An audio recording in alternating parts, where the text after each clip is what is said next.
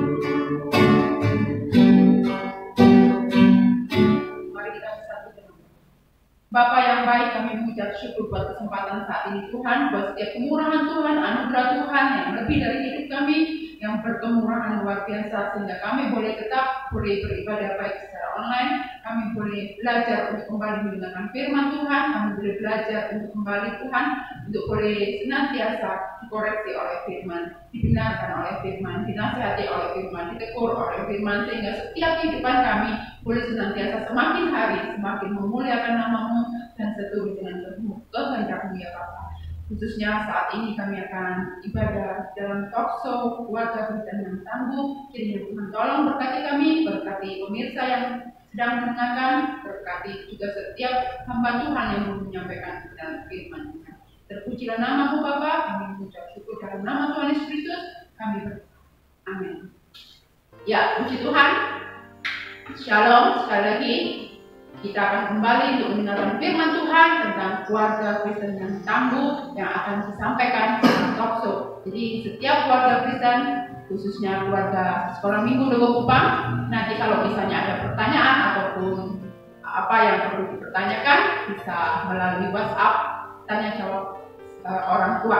Nah, mari kita akan sama-sama mendengarkan paparan tentang firman Tuhan keluarga Kristen yang tangguh dari Om Bernard. Saya persilakan kepada Om Bernard. Baiklah, Bapak Ibu Saudara yang dikasihi Tuhan, dalam talk show kita di kesempatan ini dengan tema membangun keluarga Kristen yang tangguh, maka tentu karena ada kata Kristen, maka kita harus merujuk kepada prinsip-prinsip Alkitabiah, dan tentu secara teologis kita tahu bahwa keluarga itu merupakan inisiasi Allah atau Allah yang berprakarsa, Allah yang memiliki ide untuk membentuk sebuah keluarga. Jika kita merujuk pada Kejadian pasal 2 ayat 15 sampai dengan ayat yang ke-25, di sana kita melihat bagaimana keluarga itu terbentuk, keluarga itu berproses. Namun kita juga melihat bahwa rencana Allah dalam keluarga itu adalah jelas. Artinya bahwa keluarga itu diciptakan dengan tujuan-tujuan Allah. Jadi keluarga tidak diciptakan untuk mengejar kepentingannya, tetapi untuk mengerjakan kehendak Allah. Jika kita melihat di dalam ayat yang ke-15, artinya bahwa sebuah keluarga dibentuk untuk tujuan Allah. Maka Allah yang mempunyai keluarga, maka Allah yang berkuasa atas keluarga, maka Allah adalah pemimpin atas keluarga. Namun kita tahu di dalam perjanjian lama ada keluarga-keluarga yang gagal, tetapi juga ada keluarga-keluarga yang berhasil. Ambil contoh misalnya keluarga Adam, boleh saya katakan adalah keluarga yang gagal. Oleh karena apa? Ketidaktaatan daripada kepala keluarga sehingga menghasilkan kejatuhan keluarga itu dalam dosa. Yang impactnya adalah manusia terjerumus di dalam dosa. Tetapi ada juga keluarga yang berhasil. Ambil contoh dua keluarga, antara lain adalah keluarga Nuh. Ini adalah keluarga yang berhasil. Ketaatan mereka kepada Allah sehingga keluarga ini boleh diselamatkan dari air bah. Bahkan keluarga Abraham sendiri. Kita tahu bagaimana keluarga ini dipanggil dari Ur Kasdim, lalu kemudian dipimpin oleh Allah menuju tanah Kanaan, tanah perjanjian. Ketaatan Abraham sebagai bapak orang beriman membawa keluarga ini mencapai apa yang Allah kehendaki. Jadi di dalam Alkitab Perjanjian Lama kita temukan contoh-contoh keluarga yang berhasil ataupun keluarga-keluarga yang gagal. Nah, untuk itu tentu kita sangat berharap bahwa kita akan menjadi keluarga yang berhasil, keluarga yang menyenangkan hati Tuhan, keluarga yang kuat, keluarga yang kokoh, keluarga yang tangguh. Maka prinsip-prinsip firman sekali lagi harus menjadi dasar pegangan kita.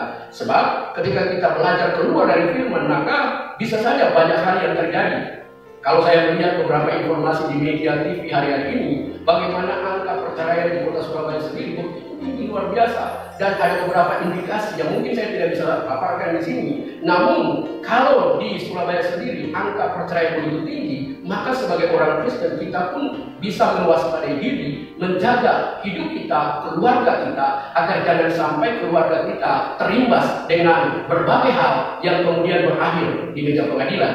Kita tidak mengharapkan itu, namun mari bersama kita hari ini kita melihat apa saja prinsip firman Allah agar keluarga kita menjadi kuat, kokoh dan tangguh di dalam Tuhan tentunya, sehingga menjadi berkat bagi keluarga-keluarga di dunia ini. Ada 5 prinsip penting yang saudara dan saya perlu dengarkan untuk kita tahu. Semoga saja ini menjadi satu dasar bagi kita, pedoman untuk kita menaruh kehidupan rumah tangga kita, sehingga keluarga kita, rumah tangga kita menjadi rumah tangga atau keluarga yang kuat di dalam Tuhan. Antara lain adalah yang pertama, keluarga harus dibangun atau didirikan di atas dasar yang benar. Ini penting sekali. Merujuk kepada Matius 7 ayat 24 dan juga Matius pasal 6 ayat 34. Keluarga harus dibangun atas dasar yang benar, yang kokoh, yang kuat, ya, dasar Kristus. Kalau keluarga itu punya dasarnya kuat, badai apapun saya percaya pasti akan tetap berdiri dan tidak akan runtuh atau tidak akan goyah. Kalau keluarga kita bangun di atas batu karang, kata firman Tuhan, bukan di atas pasir. Jadi jangan sampai keluarga dibangun di atas pasir, artinya di atas pengertian sendiri. Ini sangat berbahaya. Nah, yang kedua adalah keluarga yang tangguh itu adalah keluarga yang hidup bersama Yesus atau menjadikan Yesus sebagai pemimpin di dalam keluarganya. Kita melihat satu peristiwa ketika Yesus berlayar bersama dengan murid-murid. Pada waktu itu badai begitu luar biasa menghantam perahu mereka. Jika keluarga itu kita ibaratkan seperti perahu dan Yesus ada di sana tetapi dia hanya tertidur saja, maka ini masalah bagi kehidupan perahu, kehidupan keluarga kita. Yesus jangan dibiarkan tertidur, tapi biarkan Yesus selalu bangun dan dia yang menjadi nahkoda di dalam perahu rumah tangga kita. Dengan demikian, maka badai sebesar apapun pasti kita bisa luput, dan karena ada Yesus di sana. Oleh karena itu, mari saudara dalam poin yang kedua ini, biarlah Tuhan kita hadirkan terus, kita bangunkan terus dalam hubungan kita dengan Dia. Yang ketiga saudara, yaitu keluarga yang tangguh adalah keluarga yang memahami posisi dan tanggung jawab. Ini bicara tentang hierarki di dalam keluarga. Saudara bisa temukan itu dalam Efesus pasal 5 ayat 22, Kolose pasal 3 ayat 18, dan Efesus pasal 6 ayat 1 sampai 4. Dari ketiga ayat ini kita melihat bagaimana hierarki keluarga itu begitu nyata, di mana suami mengasihi istri, suami mengasihi istri dan anak keluarganya, kemudian istri taat tunduk hormat pada suami, anak hormat kepada orang tua, dan ini semua di dalam sebuah urutan, satu tanggung jawab, satu pemahaman yang jelas. Kalau ini ada di dalam rumah tangga Kristen, saya percaya keluarga itu akan luar biasa, akan menjadi keluarga yang tangguh, akan menjadi keluarga yang sangat diberkati oleh Tuhan. Yang keempat adalah keluarga yang diberkati. Keluarga yang tangguh itu adalah keluarga yang menjalankan fungsinya sebagai berkat, kebenaran, keluarga yang menjadi garam dan terang. Dan ini secara internal, ya, eksternal dan internal, ke dalam dan keluar. Keluarga Kristen harus bisa memberi terang di dalam rumah tangganya, lalu kemudian menggarami, lalu menjadi berkat bagi orang lain. Ini yang membuat keluarga Kristen kita bisa tangguh. Dan yang kelima dan terakhir adalah keluarga yang mulia dan yang kudus, atau sering dikatakan keluarga yang sakinah glory. Saya menemukan ada 5 prinsip sebenarnya keluarga Kristen bisa jadi keluarga yang sakinah glory. Apa ciri-cirinya? Ciri yang pertama adalah keluarga itu dipenuhi di dalam Kristus. Itu merujuk kepada Kolose pasal 2 ayat 6 dan 7, ya, yaitu keluarga yang tertanam, berakar dan bertumbuh di dalam Kristus. Yang kedua cirinya adalah keluarga bersatu dalam perasaan dan pikiran Kristus. Filipi pasal 2 ayat 1 dan 7. Jadi kalau keluarga punya satu pikiran, satu perasaan dan satu tujuan, maka keluarga itu kuat, ya, tidak mudah goyah. Tetapi kalau keluarga itu punya beda pikiran, beda tujuan, ini persoalan, ini problema bagi keluarga Kristen. Ketiga adalah keluarga yang sakinah glory, yaitu keluarga yang terikat dalam kasih Kristus. Ya, ini poin yang ketiga. Kolose pasal 3 ayat 12 sampai ayat yang ke-15. Bagaimana keluarga terikat dalam kasih? Kalau kasih yang menjadi pengikat, keluarga itu menjadi kuat di dalam Tuhan dan bisa menjadi berkat bagi banyak orang. Poin yang keempat adalah tinggal di dalam kekudusan. Ini hal yang penting sekali. 1 Petrus 1 ayat 15, 16 dan Titus pasal 2 ayat 1 sampai 5. Keluarga-keluarga Kristen harus tinggal di dalam kekudusan Allah. Ini kita boleh miliki, saudara, kalau memang kita mau keluarga kita adalah keluarga yang kudus, keluarga yang mulia. Yang kelima adalah keluarga itu yang sakinah glory, siap menyambut kedatangan Kristus, ya, pada pengangkatan nanti. Nah, kita berharap bahwa keluarga kita, keluarga Kristen, ya, itu bisa memiliki prinsip-prinsip seperti ini, sehingga pada waktunya ketika Tuhan datang, semua boleh mengalami pengangkatan. Itu saudara bisa lihat di dalam Lukas pasal 12 ayat 12 dan Matius 12 ayat 25 serta Lukas 18 ayat 1. Jadi poin-poin ini bisa menjadi dasar bagaimana kita memiliki keluarga yang tangguh, keluarga yang kokoh, keluarga yang kuat di dalam Tuhan. Jadi semoga apa yang kita dapat dalam pembahasan ini bisa menjadi satu wawasan bagi kita dan Tuhan memberkati kita semua. Amin. Ya, terima kasih Om Kena untuk paparan firman Tuhan saat ini. Selanjutnya kita akan mendengarkan pengalaman sebagai keluarga Kristen oleh Om Budi yang boleh berpengalaman selama 37 tahun ya Om, 37 tahun mengarungi bahtera kehidupan rumah tangga sebagai keluarga Kristen. Nah, kita akan mendengarkan kesaksian, pengalaman, bagaimana suka dan duka, bagaimana yang harus dikerjakan. Kita akan dengar dari Om Budi. Silakan Om Budi. Ya, selamat pagi keluarga Kristen yang terkasih. Bagian saya adalah pengalaman perjalanan hidup. Saya tidak terasa kalau 37 tahun. Masalahnya begini, saya tidak pikir berapa banyak, berapa tahun. Dan saya pikir penyertaan Tuhan dalam keluarga saya itu begitu luar biasa. Itu yang menjadi yang ada di dalam benak saya. Nah, sebetulnya kalau kita mau ngomong masalah pengalaman, karena saya menyadari di tempat sini yang paling tua saya sendiri. Jadi sebetulnya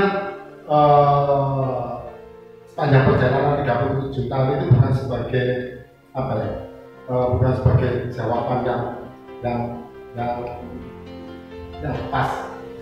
Walaupun dalam masa 37 tahun banyak rumah tangga atau keluarga-keluarga yang gagal bekerja.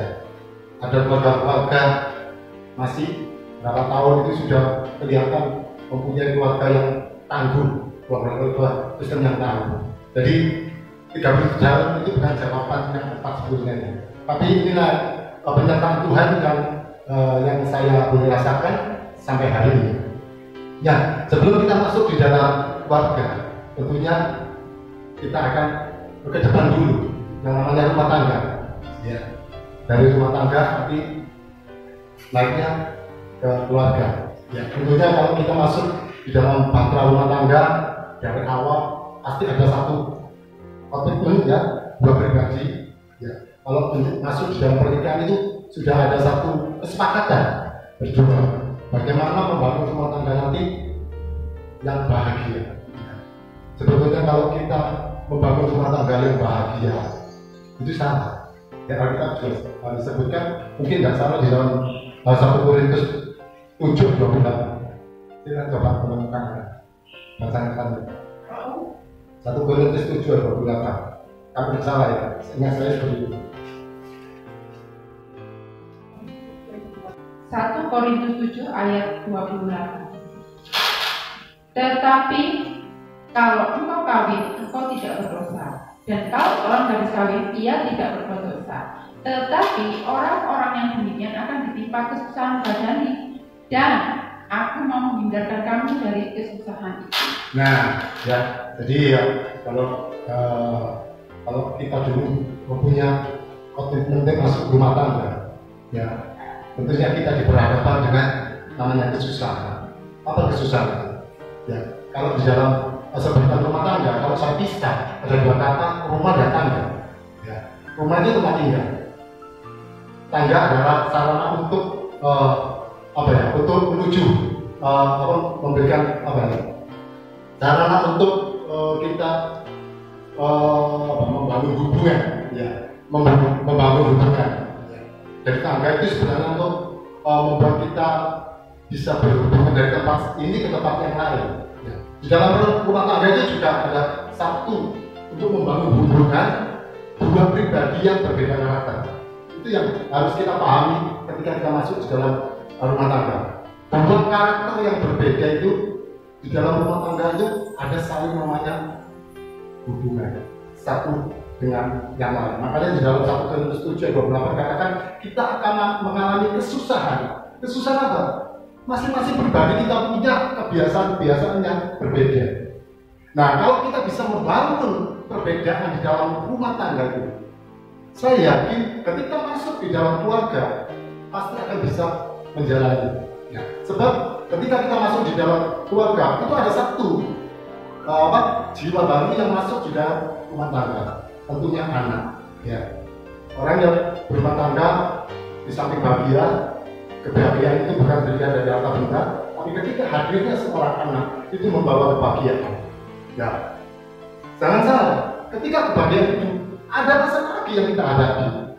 Ya, jadi membangun rumah tangga yang pertama adalah kita membangun komunikasi, hubungan antara suami dan istri itu di lingkup rumah tangga kita. Membangun antara keluarga suami, keluarga istri saling bisa bersatu.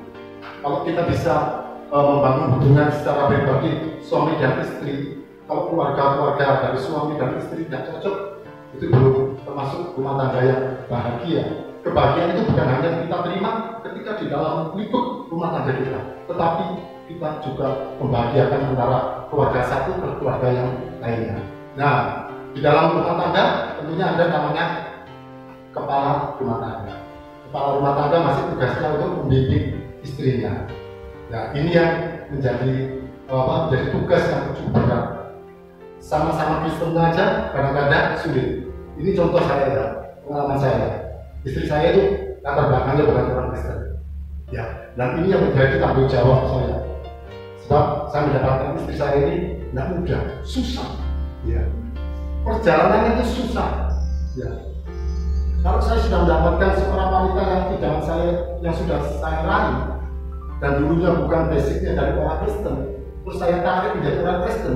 Kalau saya jadi suami tidak bisa membimbing mereka, saya berdosa di dalam hati. Tapi puji Tuhan, oleh hikmat kemurahan daripada Roh Kudus, saya mampu membawa istri kami ya, menjadi orang yang mengenal siapa Yesus itu. Setelah itu sudah saya bimbing, tentunya hadir seorang anak. Nah, di dalam anak ini kita sudah tinggi lagi dari kepala rumah tangga menjadi kepala keluarga. Ya, dari kepala keluarga bukan hanya membimbing istri, tetapi membimbing anak-anak. Nah, tugasnya makin berat seperti penulisan. kesusahan itu terus menerus terjadi. Ya, jadi jangan sampai ketika kita pacaran masuk rumah tangga, apa tujuan? Supaya saya bahagia. Salah itu. Sebab kita akan menghadapi masalah demi masalah itu. Nah, kalau kita tidak mempunyai suatu hubungan pribadi dengan Tuhan dengan intim, nggak akan mampu kita akan bisa mengerjakan semuanya itu. Tugas semakin berat. Ya, dulunya cuma istri yang kita bimbing. Terus masuk di dalam keluarga ada kehadiran anak. Anak satu nggak masalah. Kalau ini anaknya 4, tambah bingung. Anak saya cuma 2. Anak 4 itu dan anak mereka. Ya, ada si malas, ada si senang doa, ada si senang main HP dan sebagainya. Nah itu kadang-kadang membuat orang tua itu mumet. Contoh, ya seperti saya sampai rambut saya habis. Ya itu pengalaman saya seperti itu. Sampai hari ini semua keluarga saya tetap percaya sama Yesus Kristus sebagai Tuhan dan Juru Selamat. Itu yang bisa saya sampaikan.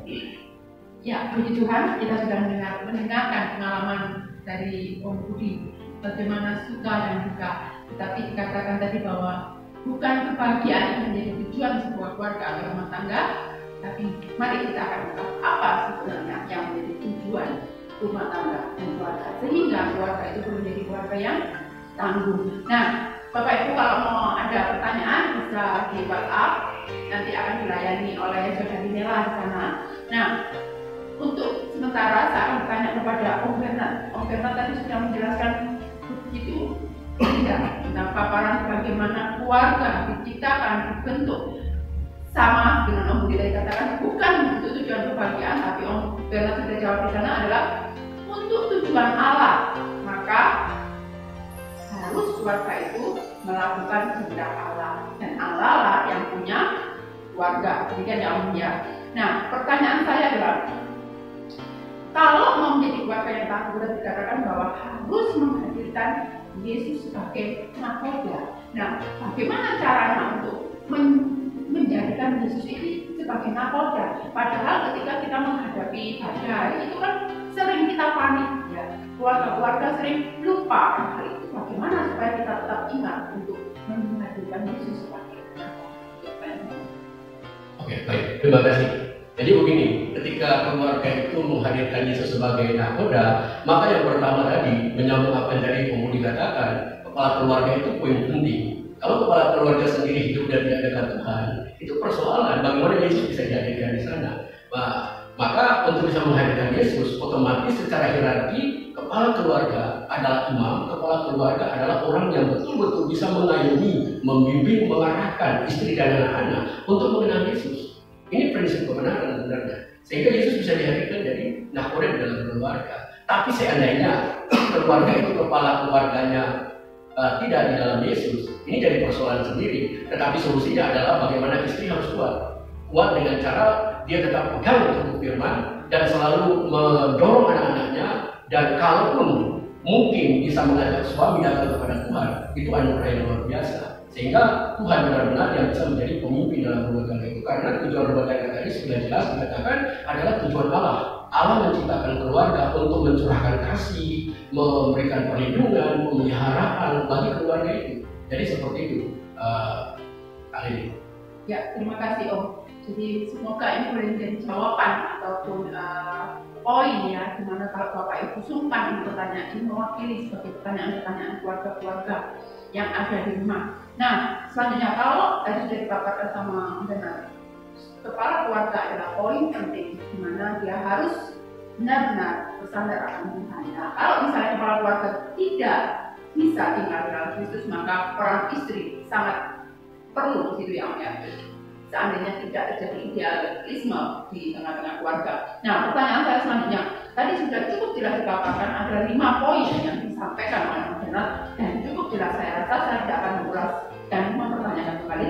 Tetapi yang saya pertanyakan, ketika kita boleh menjadi keluarga yang sakinah glory, tadi dikatakan ada 5 poin juga di sana. Dikatakan poin yang pertama adalah keluarga itu dipenuhi Kristus. Nah, bagaimana itu keluarga yang dipenuhi Kristus? Mungkin bisa dikatakan. Iya, luar biasa. Ini standar keluarga yang kadang-kadang masih jauh dari keluarga-keluarga yang bisa kita lihat. Namun pada prinsipnya ada ayat-ayat di sana yang mungkin tidak diuraikan panjang lebar, tapi keluarga yang dipenuhi Kristus artinya cara berpikir, cara berpindah, cara mengambil keputusan di dalam keluarga semua adalah Kristus-sentris, artinya berpusat pada Kristus. Jadi keluarga, kepala keluarga atau anggota keluarga tidak sekedar ambil berdasarkan pengalaman, berdasarkan yang saya dengar, tetapi bagaimana firman Allah itu memberikan rujukan, kita harus ambil keputusan seperti ini, sehingga betul-betul keluarga itu dipenuhi oleh Kristus, di dalam pemikiran Kristus, di dalam keteladanan Kristus. Nah, itu yang dimaksud dengan keluarga yang dipenuhi oleh Kristus. Oke, terima kasih. Kalau seandainya seperti itu berarti maka setiap anggota keluarga harus benar-benar paham akan Kristus, harus benar-benar mengerti siapa Kristus, sehingga mereka bisa benar-benar hidup di dalam Kristus. Kalau tidak mengerti, bagaimana akan diberi Kristus, begitu ya? Iya, seperti itu ya. Jadi tujuan keluarga harus kenal Kristus ya. Ya, bukan hanya paham, bukan hanya mengerti, tapi mengenal. Mengenal. Ya, sebab Kristus ada pribadi. Kalau kita tidak mengenal pribadi Yesus seperti apa, kita tidak akan bisa mengerti rencana-rencana dan tujuan kita.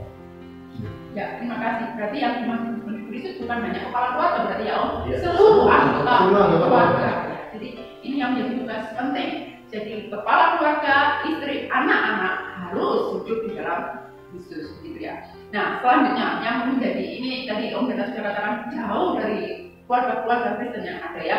Dan satu lagi pertanyaan saya berkaitan dari paparan Om Pendeta tadi, yang mungkin bagi saya juga jauh, tapi bagaimana caranya? Ya, saya akan bertanya ini Om, tetap berkisar tentang sakinah glory, keluarga yang sakinah glory, dikatakan tadi yang poin terakhir, siap menyambut kedatangan Kristus. Nah, bagaimana itu Om, siap menyambut? Luar biasa.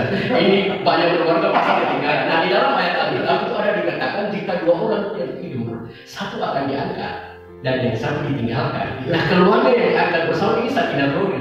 Ya, kalau satu saja yang diangkat itu belum standar sakinah glory. Jadi dari rujukan ayat yang dikatakan Tuhan Yesus bahwa ada dua orang yang tidur, satu diangkat dan satu yang ditinggalkan. Bisa kita contohkan itu suami istri. Ya. Mereka tidur bersama, tiba-tiba suaminya bangun, istrinya nggak ada. Dipikir di kamar mandi, rupanya sudah tidak ada. Yang ada hanya kacamatanya yang tertinggal. Nah, ini yang kita berharap jangan sampai keluarga sakinah glory ini kita tidak dapatkan. Jadi prinsip-prinsip Alkitab itu ada ya. Kita berharap kita semua mengalami pengangkatan. Ya, rapture, pengangkatan di mana Tuhan angkat kita dan sebelum masa kesusahan saya. Begitu. Ya, oke. Terima kasih Om Pendeta. Berarti poin yang terakhir ini berkaitan dengan poin-poin yang di atas. Poin yang di atas dikatakan juga terikat dalam kasih Kristus, demikian ya. Jadi kalau suami istri, kalau suami mengasihi istri, tolong diajak istrinya juga untuk siap menyambut kedatangan Kristus. Jadi bukan salah satu yang diangkat. Demikian juga istri kalau mengasihi suami, maka ayo sama-sama siap untuk menyambut kedatangan Kristus. Demikian juga anak-anak ya. Itu yang boleh kita dengar. Demikian ya Om Pendeta ya. Nah, saya lanjut kepada Om Budi ini ya. Pertanyaan saya lanjut kepada Om Budi. Demikian 37 tahun belum boleh sertai. Tadi juga diulas bahwa kebahagiaan itu bukan tujuan rumah tangga. Tapi justru kalau ketika kita masuk rumah tangga, maka kesusahan yang ada di dalamnya. Begitu ya, sesuai dengan referensi dari 1 Korintus 7 ayat 28. Nah, yang menjadi pertanyaan saya tadi, selama 37 tahun tadi Om Budi katakan penyertaan Tuhan luar biasa. Nah, apa yang menjadi rahasia sampai penyertaan Tuhan luar biasa? Padahal keluarga, ketika kita masuk rumah tangga, kita masuk keluarga, itu harus menghadapi kesusahan demi kesusahan. Kesusahan satu belum selesai, lanjut lagi kesusahan berikutnya. Tetapi penyertaan Tuhan luar biasa, itu tadi yang dikatakan Om Budi. Nah, apa yang menjadi rahasianya itu? Ya, ini saya bersyukur ya. Kalau saya punya teman-teman di kehidupan ini, dulunya kenal, saya sebagai orang tua wajib untuk membimbing anak saya perkenalkan siapa Kristus. Ya, ini sebelum saya menjadi pelayan Tuhan di tempat ini. Ya, saya cuma sekedar mengantarkan anak saya beribadah. Padahal cuma yang sudah melayani di tempat ini dibukukan adik saya sendiri. Ya.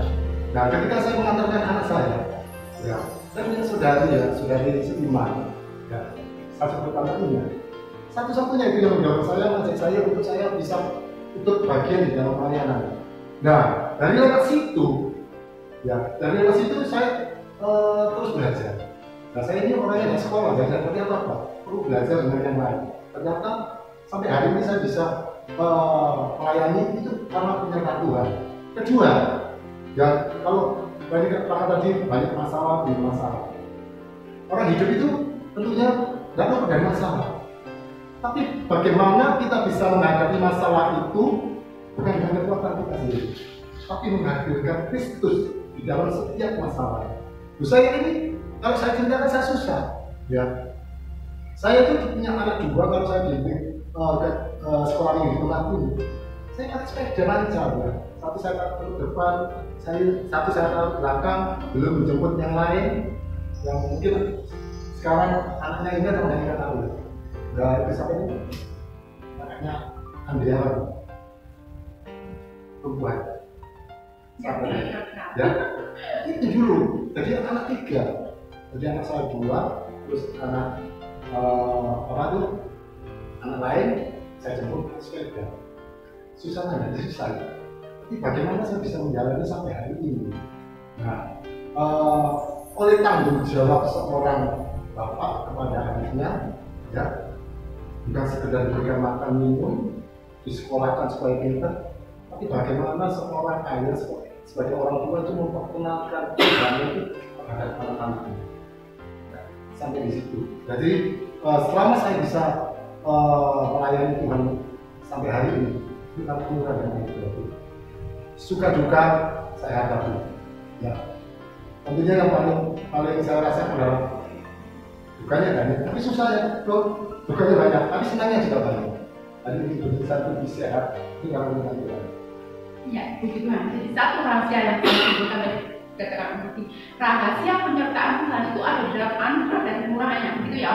Jadi Om Budi bisa melewati semuanya dalam segala kesusahan, penyertaan Tuhan itu nyata, itu anugerah dan kemurahan Tuhan.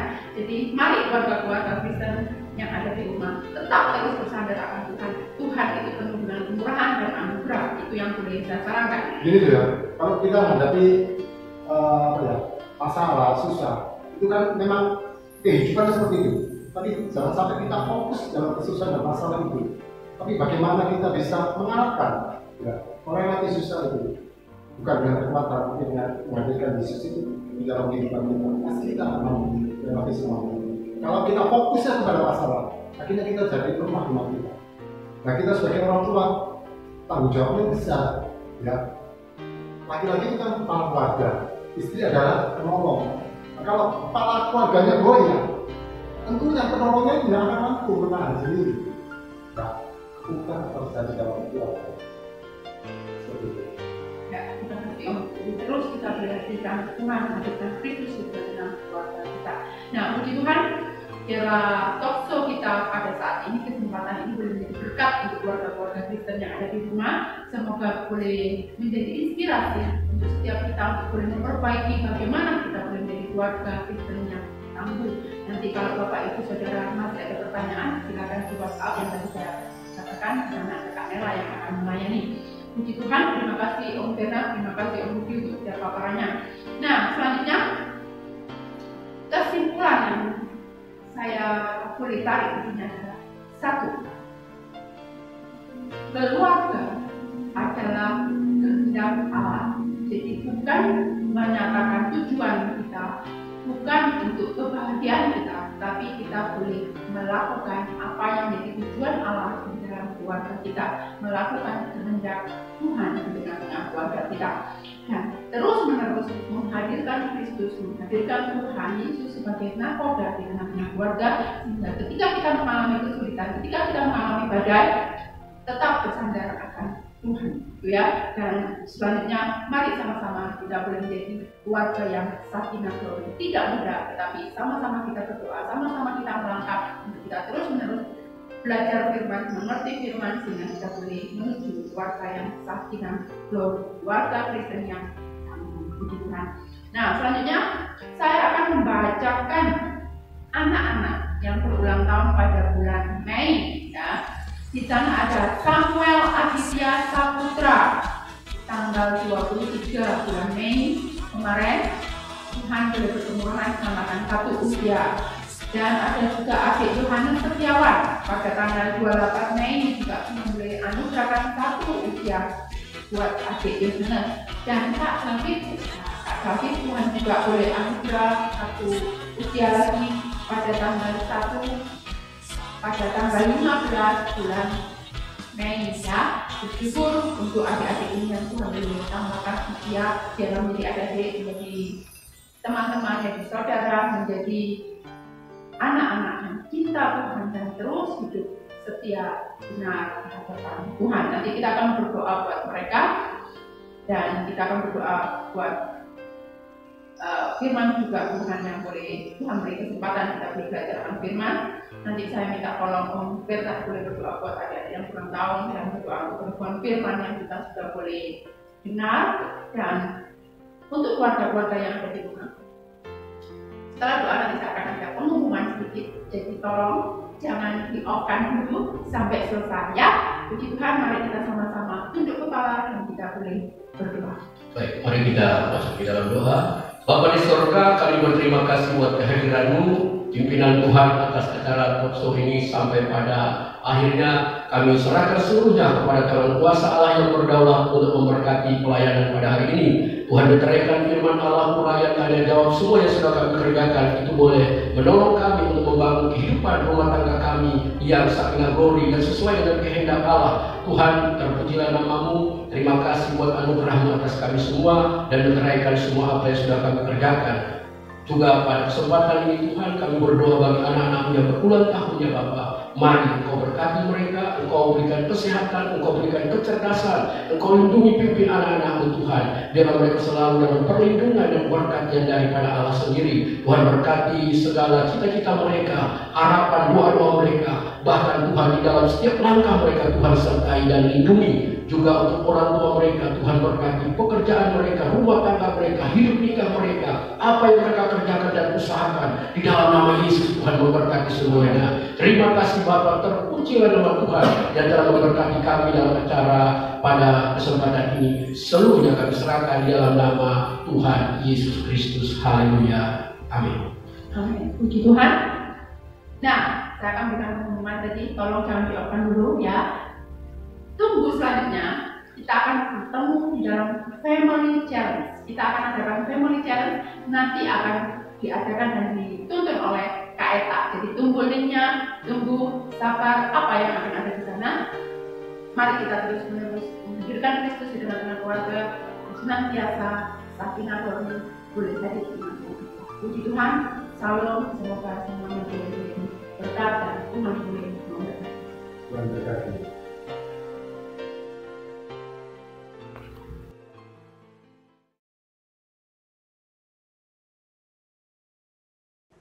Shalom adik-adik semua yang ada di rumah. Jumpa lagi bersama saya Kak Eta.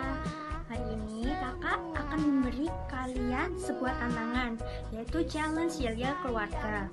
Jadi adik-adik di rumah harus membuat yel-yel dan kalian peragakan, kalian nyanyikan bersama keluarga adik-adik di rumah ya. Dan jangan lupa untuk direkam. Nah, sebelum adik-adik membuat yel-yel, kakak akan bacakan beberapa kriteria yang harus ada di dalam yel-yel kalian, yaitu dalam yel-yel harus mengandung kata keluarga yang pertama dan kata tangguh.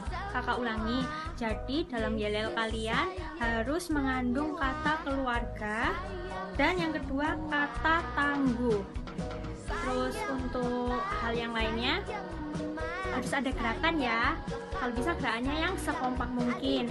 Jangan lupa ekspresi kalian yang ekspresif, yang senyum, yang ceria. Dan juga kita akan menilai dari segi kreativitas. Kalian mau menggunakan dress code, mau menggunakan properti apapun, silakan. Adik-adik bikin yang sebagus mungkin. Nah, untuk supaya adik-adik nggak bingung, kakak akan memberi contoh yel-yel bersama keluarga kakak di rumah. Kakak yakin adik-adik pasti bisa bikin yang lebih bagus daripada itu. Selamat mengerjakan challenge dari kakak. Halo semua, ini keluarga kami, saling mengasihi dan saling mendukung. Kami juga saling mendoakan serta taat firman Tuhan. Kami keluarga tangguh, yes, yes, yes. Kami paling kompak, yes, yes, yes. Kami memang keluarga tangguh karena Yesus dalam kami. Terima kasih.